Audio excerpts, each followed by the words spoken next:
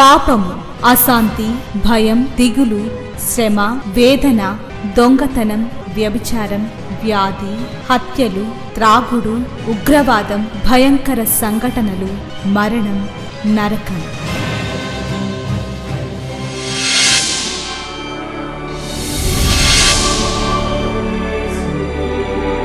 సిలువలోనే పాప క్షమాపణ, పరిశుద్ధ జీవితం, ప్రేమ, వాక్య ధ్యానము, నెమ్మది, సహవాసం, నిత్య జీవం. శాంతి సోపానాలు, ఇవి శాంతి ప్రదాత బోధలు. చీకటిలో ఉన్న ప్రజలకు గొప్ప వెలుగు కలుగుటకు, చీకటిలో ఉన్న ప్రజలకు గొప్ప వెలుగు కలుగుటకు, చీకటి నుండి వెలుగునకు నడిపించే సోపానాలు. శాంతి సోపానాలు కార్యక్రమానికి మిమ్మల్ని ప్రేమతో ఆహ్వానిస్తూ ఉన్నాను. ఈ కార్యక్రమాలు మీ వ్యక్తిగతమైన ఆత్మీయమైన జీవితాన్ని దినదినము దేవునికి సన్నిహితం చేయాలని, దేవుని యొక్క చిత్తాన్ని నెరవేర్చుకుంటూ ఆయన ఉద్దేశాలు సఫలపరుస్తూ అన్ని విషయాల్లో ఆయనకు లోబడుతూ దేవుడిచ్చే ప్రతి ఆశీర్వాదాన్ని మీరు పొందాలని కోరి ప్రార్థిస్తూ ఈ కార్యక్రమాలు మీ ముందుకు తీసుకొని వస్తూ ఉన్నాను. ఈరోజు మొదలుకొని కొన్ని వారాలు మనసాక్షి అనే మాట మీద మనం ధ్యానం చేయాలని దేవుని యొక్క ఆత్మచేత ప్రేరేపింపబడుతూ ఉన్నాను. అంచేత ఈ కార్యక్రమాలు మీరు తప్పకుండా వినండి. ప్రతి మనిషికి కూడా మనసాక్షి అనే ఒక ప్రత్యేకమైన ఒక వ్యక్తిత్వాన్ని దేవుడు మనకి అనుగ్రహించారు. మన యొక్క శరీరంలో ఎన్నో అవయవాలు ఉంటాయి. కళ్ళు, ముక్కు, చెవులు, నోరు, మనకి కనపడే అవయవాలు ఇవి. మనకి కనపడని చాలా చాలా ప్రాముఖ్యమైన ఒక అంశం లేక వ్యక్తిత్వం మనసాక్షి. ఈ మనసాక్షి మన జీవితాల్ని పరిపాలిస్తుంది. బైబిల్ చదివేటప్పుడు దేవుని గురించి అర్థం చేసుకోవాలన్న తపన మనకున్నప్పుడు మన మనసాక్షి చురుకుగా పనిచేస్తుంది. మన మనసాక్షి సరైంది కాకపోతే ఈ మనసాక్షి వాత వేయబడి లేక చచ్చిపోయి ఇక అది మనలో పనిచేయదు.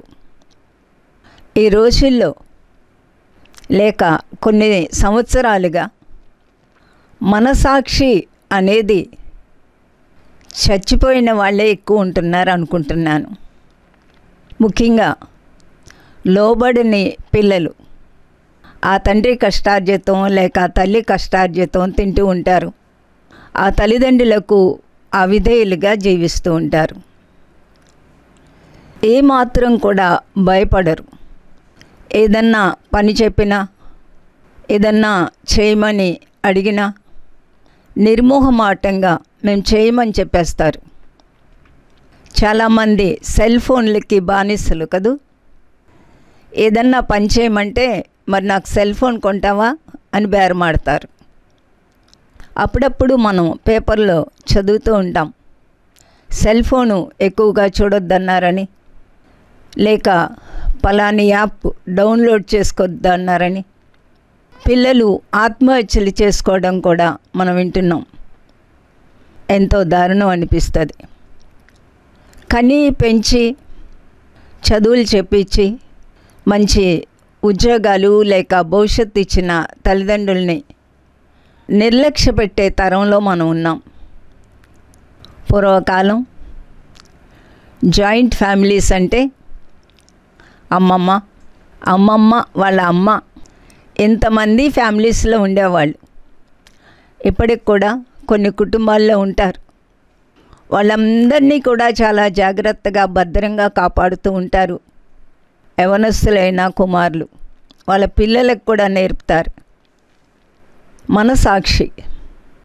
మనసాక్షి చనిపోయిన వాడికి తల్లిదండ్రులని ఉండదు, దేవుడని అసలు ఉండదు.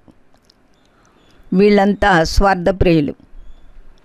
బైబిల్ మాట్లాడే ఈ మనసాక్షి అనే అంశంలో కొన్ని అంశాలు మనం నేర్చుకుందాం.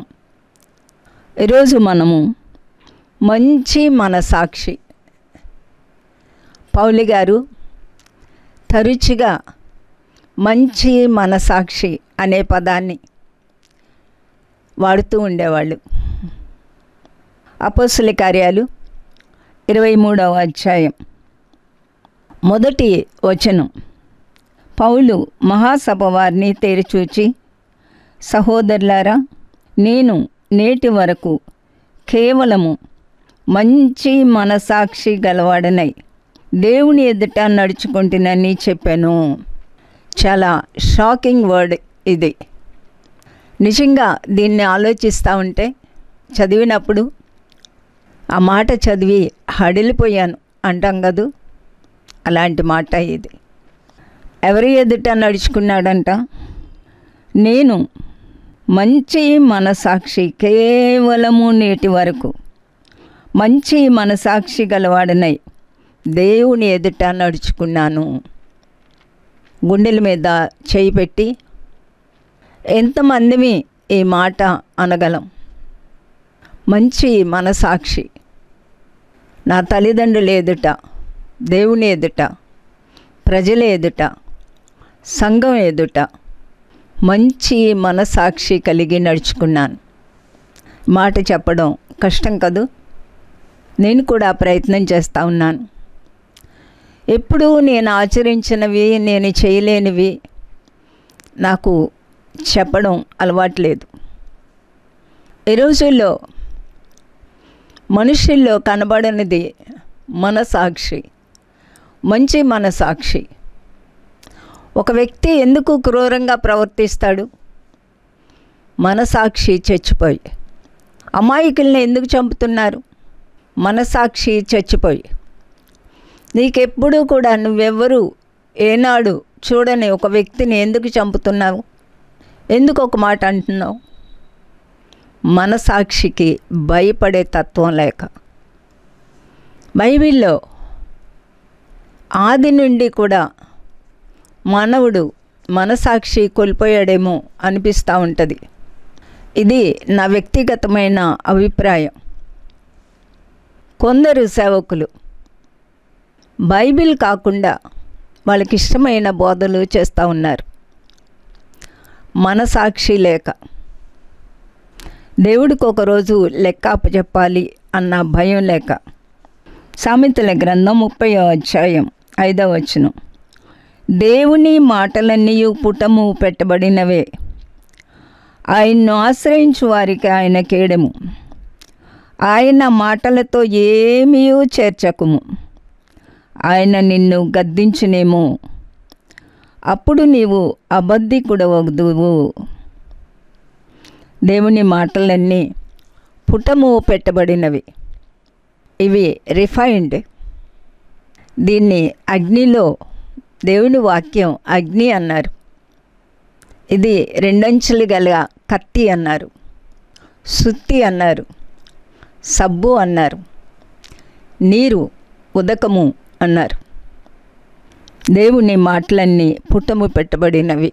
ఎందుకు అంటే ఆత్మస్వరూపి అయిన దేవుడు, అగ్ని అయిన దేవుడు పలికిన మాటలు. మనం మోషే చరిత్ర జ్ఞాపకం చేసుకుంటే, పొదలో నుండి ఆ పొద మండుతూ ఉంది కానీ కాలిపోలేదు. ఎప్పుడైనా ఊహించుకోండి, ఒక పొద ముందు నిలబడి బగ మండిపోతూ ఉంది, కానీ దాని పచ్చదనం, ఆ చెట్టు ఆకారం అలాగే ఉన్నది. దాని ఆకులు అలాగే స్పష్టంగా కనపడుతున్నాయి. మోషే సకల విద్యా ప్రవీణుడు. బైబిల్లో చాలా ఆశ్చర్యం కలిగించేది ఏంటి అంటే, నాకు ఏ వ్యక్తిని ఎలా ఆకర్షించాలి, ఏ వ్యక్తిని ఎలా పట్టుకోవాలో దివ్య జ్ఞాని ఆయన. మోషేకు సకల విద్యలు తెలుసు కాబట్టి ఎలా ప్రత్యక్షమైతే మోషే తన వైపు నడుస్తాడో దేవునికి తెలుసు. ఆశ్చర్యంగా ఆ పొదలో మండుతూ కనిపించారు. అందుకనే మోషే ఈ వింత ఏంటో చూస్తాను దగ్గరికి వెళ్ళి అని వెళ్ళాడు. బాలుడైన ఇర్మియాకు మాట్లాడారు. సమూయేలును పడుకొని ఉన్నప్పుడు సమూయేలు సమూయేలు అని పిలిచారు.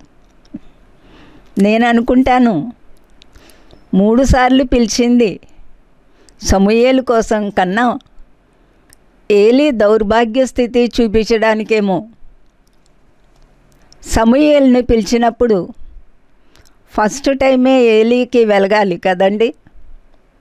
అరే నేను సమూయేలు తప్ప ఎవరు లేరు, దేవుడే సమూయేలుని పిలుస్తున్నారేమో అనుకున్నాడా ఏలీ? అనుకోలేదు. ఎందుకంటే దేవుడు మాట్లాడడం మానేశారు కదా.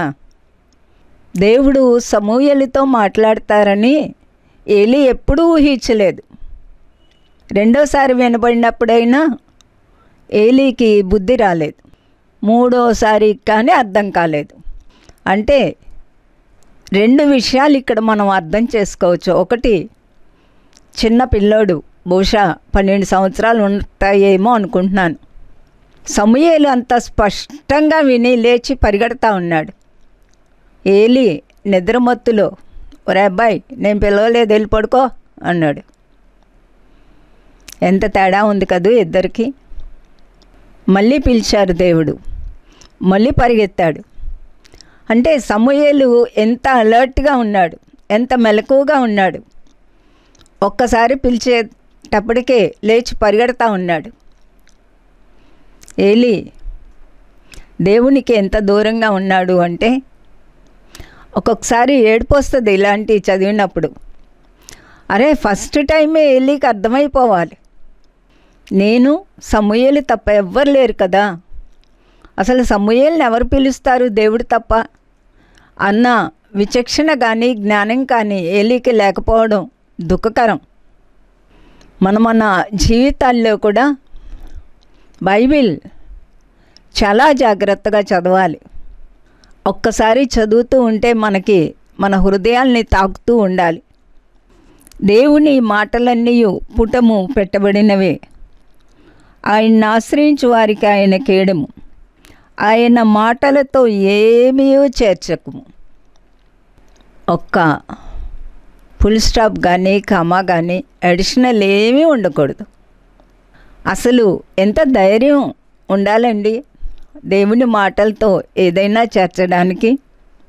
మీకు ఒక చిన్న ఉదాహరణ చూపెట్టాలని ఆశపడతా ఉన్నాను. మనము మనసాక్షి అనే పదాన్ని అనే ఆ గొప్ప అంశాన్ని ధ్యానం చేస్తూ ఉన్నాం. ఆదికాండం 3వ అధ్యాయంలో అపవాది ఎప్పుడైతే హవ్వతో మాట్లాడడం ఆరంభించాడో ఈ తల్లికి మనసాక్షి లేదా అనిపిస్తుంది. అసలు ఆ రోజుల్లో మనసాక్షి ఉందా లేదా అనిపిస్తుంది. ఆమె ఆ పండ్లు ముందుగానే కోసుకొని తినేసింది. అపవాది మాటలను బట్టి హవ్వలో స్వార్థం పెరిగిపోయింది. ఆ పండ్లు కోసుకొని తినేటప్పుడు ఆదాం ఎక్కడున్నాడో వెతకవద్దా ఈ తల్లి? 2, ఈమెలో మనసాక్షి చనిపోయిందా అనిపిస్తుంది. మోషే ధర్మశాస్త్రం వచ్చే వరకు కూడా మనసాక్షిని బట్టే ప్రజలకు తీర్పు జరిగింది. ఈ మనసాక్షి ఏమైందో తెలియదు. మనసాక్షి మాట్లాడలేదా?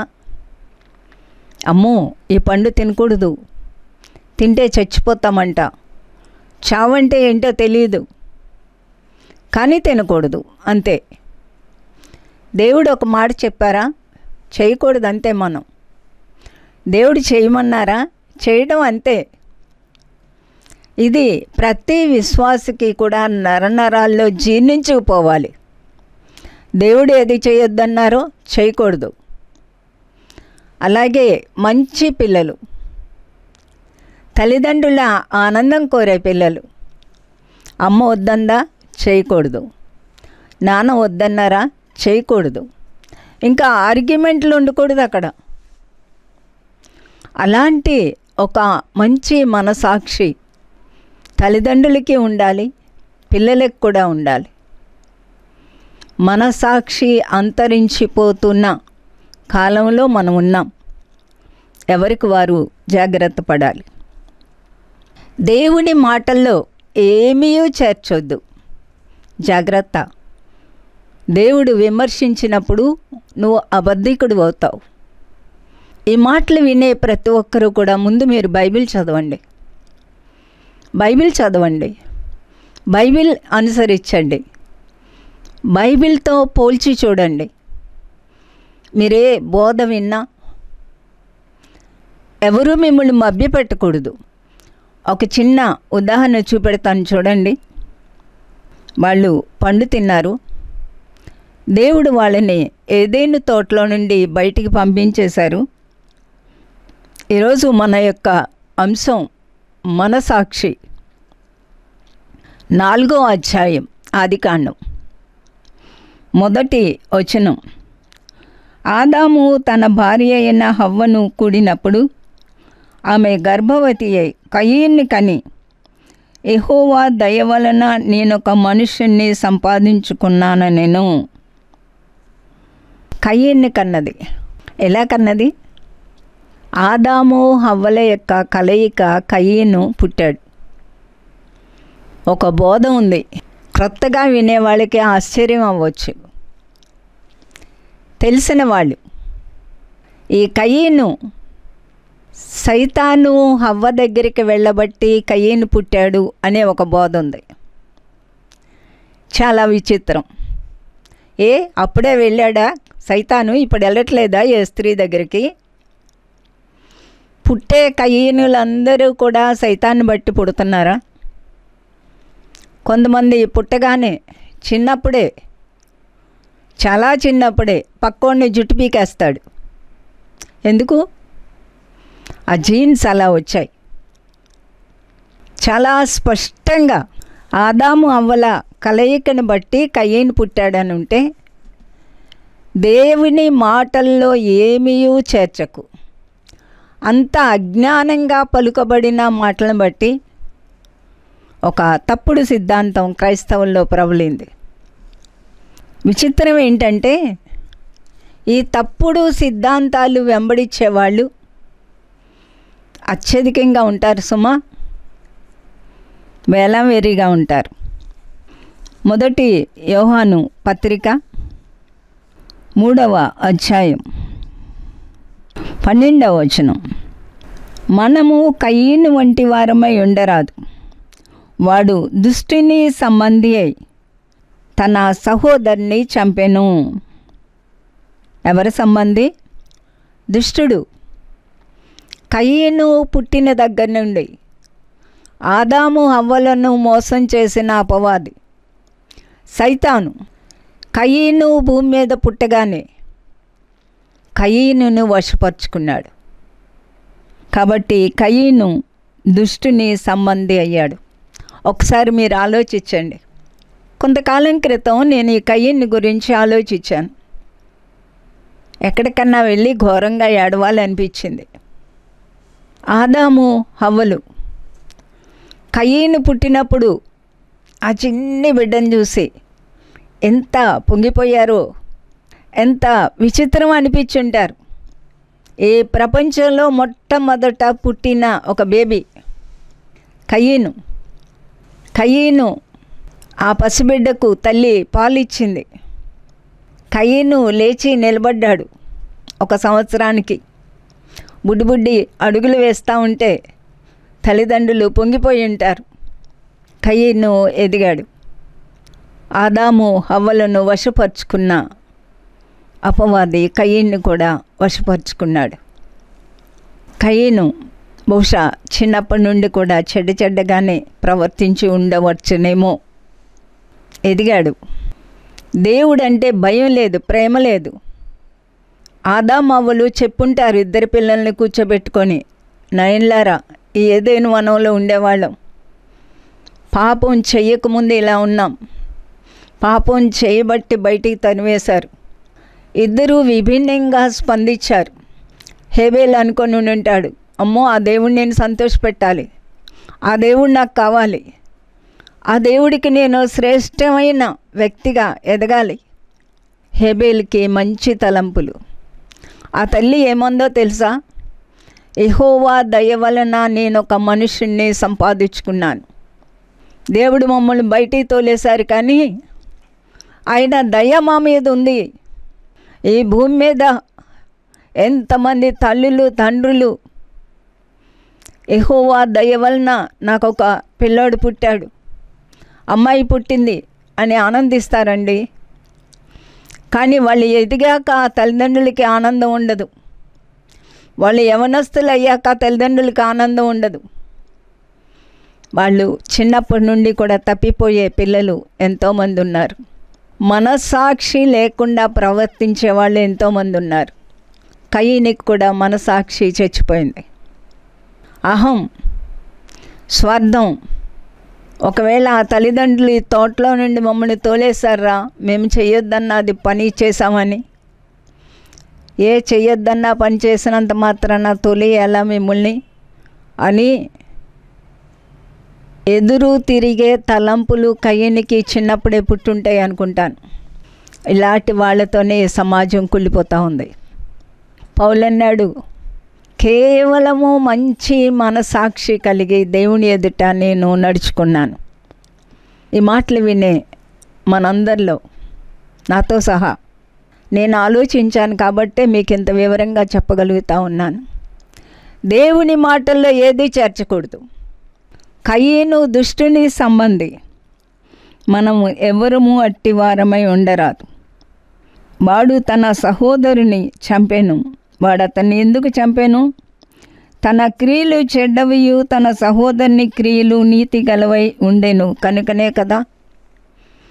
1 యోహాను 3:12 చదివాను. మన క్రియలు మంచిగా ఉండటానికి మనం జాగ్రత్త పడాలి. మనం మంచి క్రియలు చేస్తామా, చెడ్డ క్రియలు చేస్తామా, మన చేతుల్లోనే ఉంది.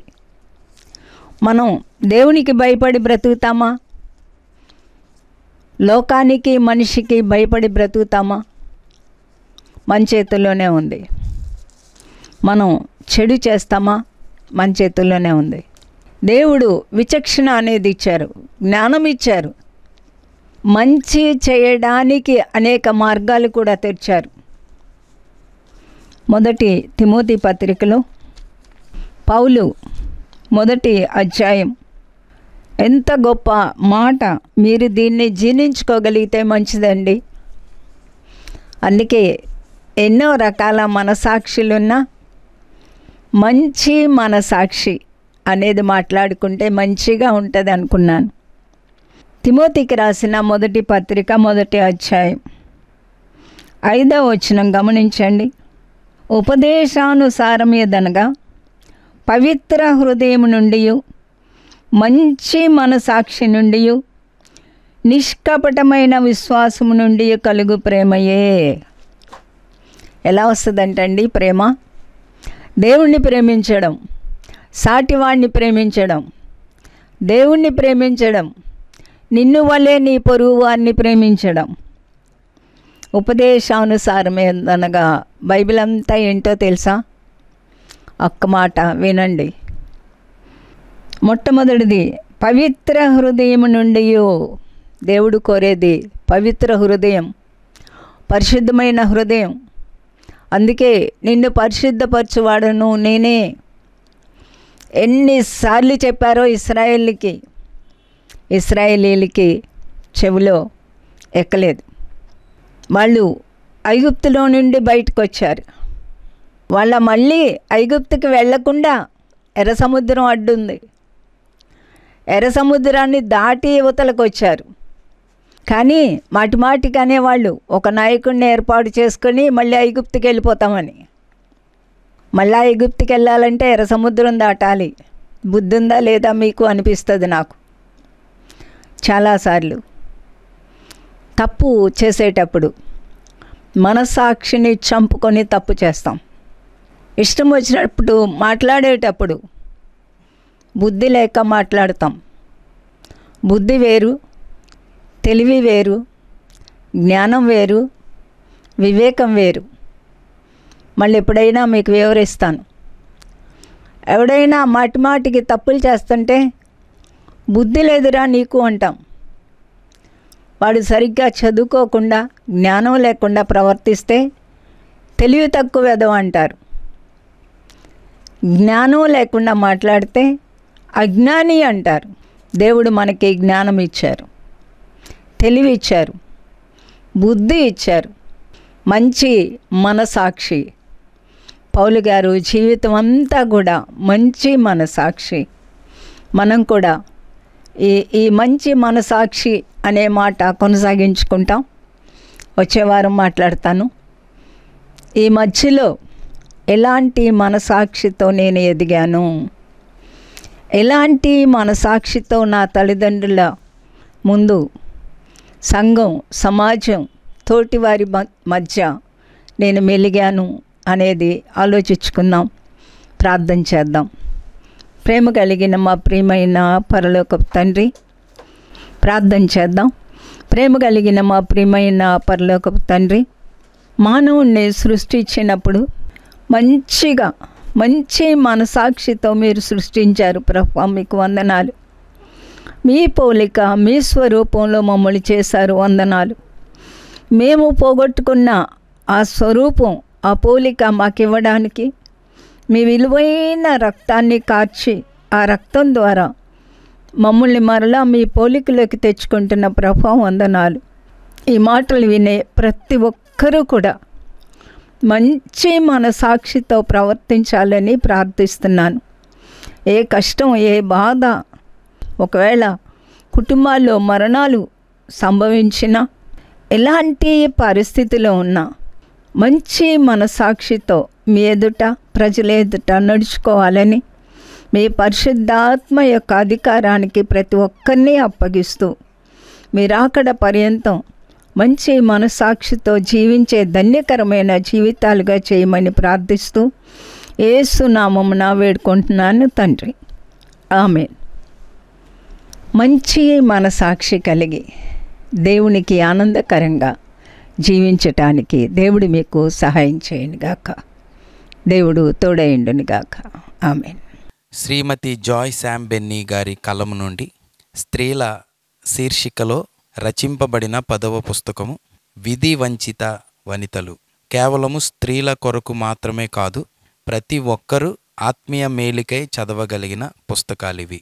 మా address Srimathi Joy Sam Benny, Emmanuel church 1-146 S Atchutapuram, Kakinada 4.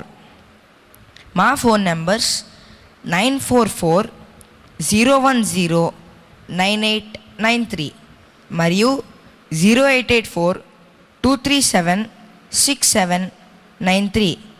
మరలా ఇదే సమయానికి ఇదే ఛానల్లో మనం కలుసుకుందాం. Thank you.